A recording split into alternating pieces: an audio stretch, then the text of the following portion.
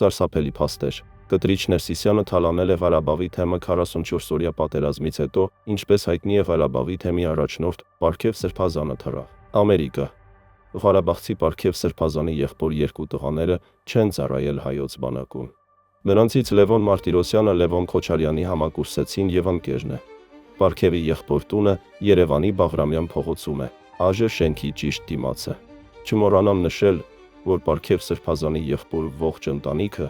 Մեքսիկայով անցել է Միացյալ Նահանգներ։ 2008 թվականից Պարքևը իր նստավայրը առաջնորդարանը Շուշից տեղափոխել էր Ստեփակերտ ու հենց այստեղ սկսվում է իրական թալանը։ Երբ Պարքևը թեմը պիտի հանձներ հաջորդ առաջնորդին, թեմի գանձանակում թողեց 0 դրամ, պատճառաբանելով, որ թեմի նյութական ողջ կարողությունը գտնվում էր Շուշիում։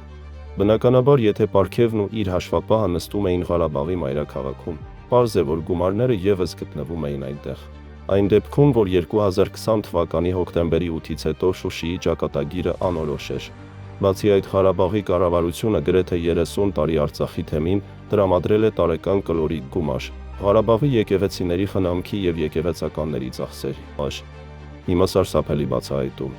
Արցախի թեմին Ղարաբաղի կառավարության կողմից տրված գումարի 10%-ը Կտրիչ Ներսիսյանը ամեն տարի գողացել է։ Կտրիչ Կիրճ Գրիգորիչ, այ Չաթլավտա դիվանքի ու Գանձասարի փողեր գողացող, 20 տարի Ղարաբաղի բյուջեից փող գողացող։ Դու արժանանալու ես համազգային դատաստանի։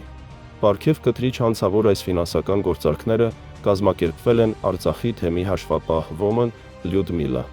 ձեռքով։ Տիկին Լյուդմիլան հրեշավոր ֆինանսական մախինացիաների շնորհիվ նույն տրամաբանությամբ 2020-ից հետո աշխատանքի անցավ Մայր Աթոռի հաշվապահությունում, իհարկե, Կտրիչ Կիրճ Գրիգորի տղու համաձայնությամբ։ Լյուդմիլան Ղարաբաղցի է, ունի 1 աղջիկ եւ 2 տղա։ Տղաներից ոչ ոք հայոց բանակում չի ծառայել։ 2004 թվական սկզբին բնակարան են գնել Երևանում։